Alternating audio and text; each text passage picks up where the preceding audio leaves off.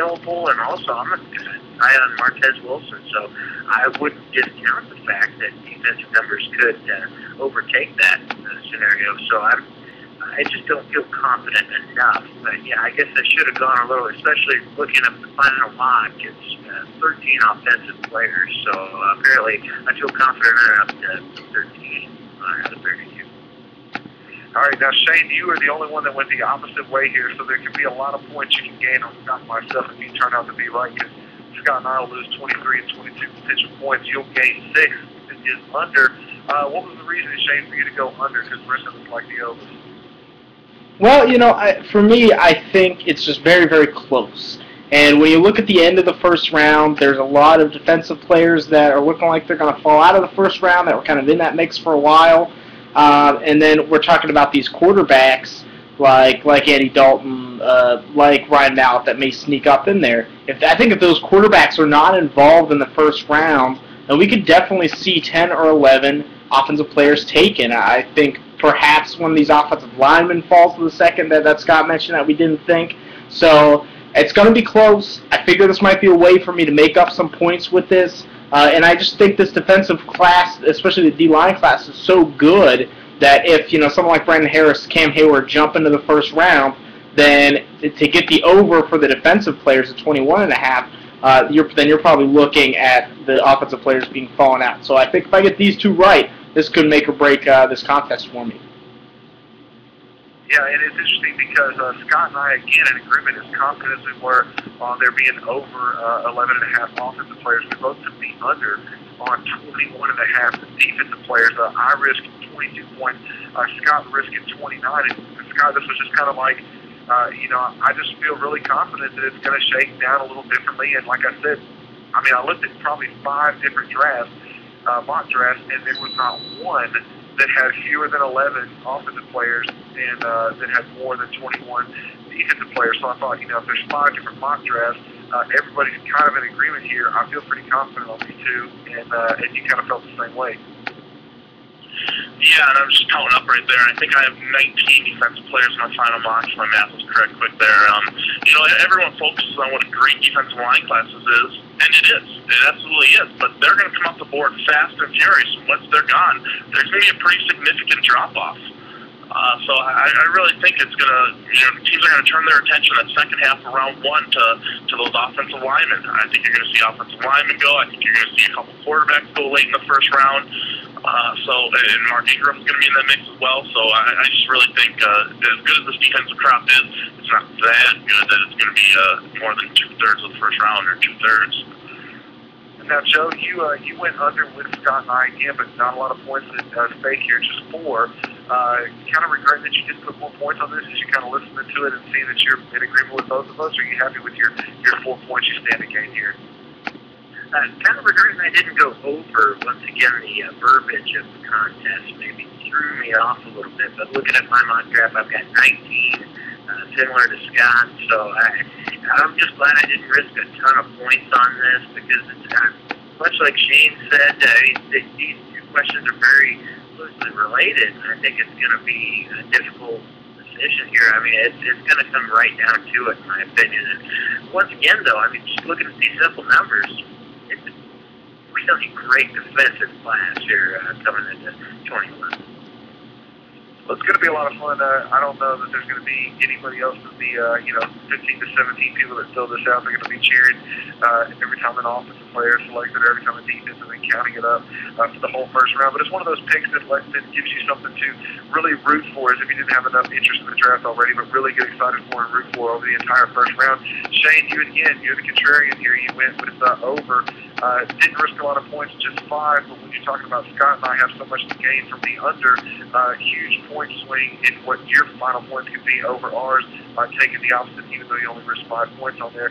Feeling pretty confident, though, that you might get this one, or are you thinking like Joe, you're going to have to sweat it out for the last pick? Oh, I think I'm going to sweat it out for sure. I think it's going to be close. My final mock, I had 21 defensive players in the first round, so I'm a half person short, I guess, of matching this one. So, if a player like Brandon Harris jumps into round 1 instead of a offensive player, instead of one of these QBs or something, then I think it could happen. And someone like Mark Ingram falls out of the first round, one of the offensive tackles does, same type of thing. So, you know, I think it's going to be close. Obviously, I'm not confident this is going to happen because I bet 5 and 6 points on it. But you know, but at the same time, this could be a way to make up some ground in this contest. Does Joshua Rogers, who's 5'5", count as a half a player? I think so. Maybe we can put a little Jock Sanders in there. If he makes it to round 1, that counts as a half. Well, one that pretty much everybody that filled out the form was in agreement with, except for one person. Everybody likes, and this is some questions that Joe came up with were the player versus player questions. And it's pretty straightforward and simple. Which player will get drafted higher? We have quarterback, running back, wide receiver, tight end, offensive line, defensive ends, linebackers, and cornerbacks that they're going to go through. And one that everybody really likes is Christian Ponder or Colin Kaepernick.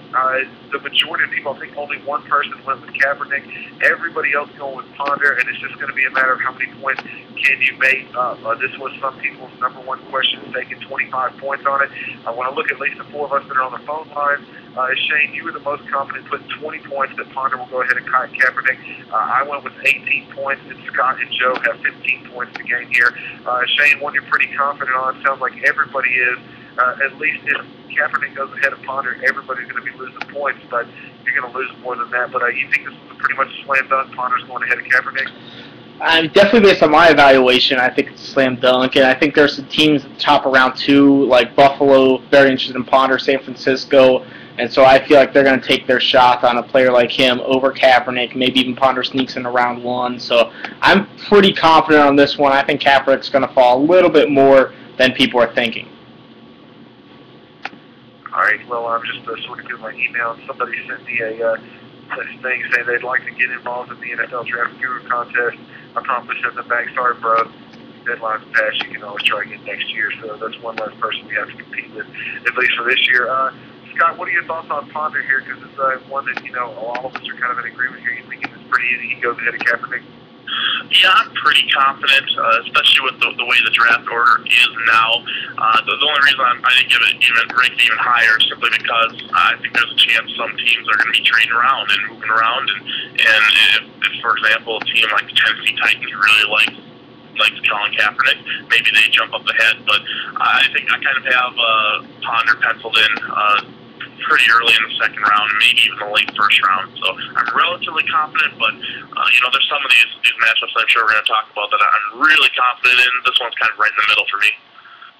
Well, Joe, I'm going to skip your thoughts on Ponder versus Kaepernick. You did go Ponder as well. But, Joe, I want to talk to you about one that you actually risked 18 points on, and you and only one other person went this way. Everybody else going the opposite. I'm talking about tight end. Question, which will be drafted higher, Luke Stalker or Jordan Cameron? And Joe, you went with Jordan Cameron, one of the very few people to do so. You risked 18 points on it, so pretty confident. This was actually, though, my least confident question. Don't know anything about either one of these players. I went with Stalker. I don't even know why I did that, but I only put 1 point on it. So I was kind of with the majority on this one. But, Joe, you're going against everybody, and you got 18 points on the line here. What did you think that Jordan Cameron's going ahead of Luke Stalker? Well, it was a typo, and I thought it was Cameron Jordan. So clearly, no, just kidding. Just kidding. That's my joke. Honestly, guys, I think that Jordan Cameron, the tight end from USC, is picking up a lot of steam, and much like a Jimmy Graham in years past, who was drafted, like some said, well, that's just clearly too high for a power forward instead of a tight end. Well, similar situation, and I was at the East-West Shrine game, and I'll also admit that I didn't see a ton from Jordan there, just to say that he's going to be a great pro, but there is a ton of hype surrounding this guy's potential, and also I've seen Stalker play. He's not Jason Witten. As much as people want to compare him to Witten, I think the hype is going to outmatch what the actual on-field production is, and while people know what they've got in Stalker, I think ultimately they're going to risk more on the potential of what Jordan Cameron could turn out to be, and I hate to keep comparing it to a Jimmy Graham type scenario, but I would not be surprised if this guy fits into a high third round situation for a team looking for a pass catcher that has great ball skills like Jordan Cameron has. So I think that's why I went that way, and ultimately, though, it's just more my downside on Stocker. We know what he has. There's no elite speed there, but he has tremendous size, good blocking ability, possession target. But outside of that, I just don't see a ton of upside to where some teams may really be buying into the USC tight end. All right, now Scott, you went Stocker as well as me and Shane, but you went the highest of it, so we'll go to you. 11 points you have the game, so it could be a big swing between you and Joe here. Talking about a 30-point swing if Stocker goes ahead of Jordan. What was kind of your thoughts here? Yeah, I'm relatively confident Stocker's gonna end up being chosen for Cameron. I mean, you can never rule out Cameron going just because he's one of these workout warriors who tend to get pushed up this time of the year, and you can never rule out some team just absolutely falling in love with him and taking a flyer on him. But I tell you what, it's one of these cases too, and it's happened on a number of players in this draft. You got to go look back. In his entire college career, Jordan Cameron had 16 catches. I mean, he does not belong in the top 3 rounds by any stretch. I really like Luke Stocker, and he's not going to be Antonio Gates or anything like that. He's not going to be a superstar. I think he's probably going to be a poor man's, Heath Miller, maybe a poor man's Gronkowski or Kyle Rudolph. But I think he's got better hands. He's a better receiver than people give him credit for, and I think he showed that in the Senior Bowl. And he's also a very effective blocker. So if you're a team that just wants a solid two-way tight end, I think Stocker's going to be your guy, and I think he's going to go in the 3rd round, maybe even early in the 3rd round. I will say this gives us one to watch, obviously beyond the 1st and probably 2nd round. But you put 9 points, almost as confident as Scott on this one. Any thoughts you want to add here to what's already been said about Stocker versus Cameron?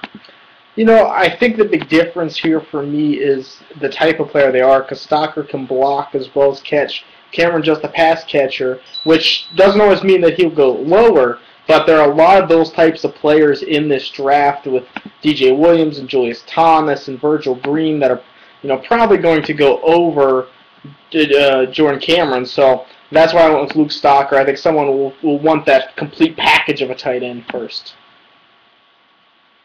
All right, well, I'll tell you one question that everybody had very similar thoughts on except for Taz. I guess this is kind of like a South Park versus Cheers question at least for Taz, because he just seemed to vote information any chance he got. So maybe he somehow thinks that Jimmy Smith is involved in animation, because the question was which player will be drafted higher, Brandon Harris or Jimmy Smith, and the consensus is Jimmy Smith, and pretty much everybody that took Jimmy Smith scored at 14 points or higher, I believe. Shane, you put 23 points on, so Scott put 20, I put 21. Joe, you put 24. Taz actually put 18 points, the opposite direction. So this could be a chance for us to kill Taz, or for him to really make a jump on us with this question. Taz is going Harris over Jimmy Smith. The rest of us on the panel all like Jimmy Smith here. Joe, you were the highest, putting it at 24 points. You think Jimmy Smith going ahead of Brandon Harris. Are you at all nervous thinking Brandon Harris team, future concerns for Smith, or any other problems, or you think this is a slam dunk? Smith is going way ahead of Harris? I've got to think it's a slam dunk, just for the simple fact that, were it not for some character concerns, Smith might be in that conversation between Amukamara and Peterson, but he's not the same kind of athlete. What Smith has is this great, long-levered, athletic length that just cannot be replaced. You can't coach that up, and also, he's got some good game tape, too. Now, is the kid a little bit of a maturity risk? Yes, but a lot of these cornerbacks are, and as Shane and Scott will tell you, you've got to have a heck of an ego to be a great corner. And I think that's part of the little risk you're going to take with a guy like Smith. I mean, you have to have a bit of diva in you to be a terrific corner, and I think he's got the potential to be a lockdown type of guy, and he's very firmly in my first round. I've got my final mock out right now, and he's trying to get into that top 20, but regardless, he's in the top 30 for certain. And as much as I love Brandon Harris, it's just I don't see it right now. He's a great corner, but he's not in the caliber of Jimmy Smith and NFL team size. All right, well, we are going to go off the live feed in a few minutes, so everybody in the chat, we appreciate you guys staying up with us. Be sure to check out the rest of the podcast on iTunes. You can get the rest of the questions that we discuss after we go off the air, so thanks to you guys. For the rest of you guys that are still listening via podcast, we always appreciate the downloads. But Shane, we'll go with you.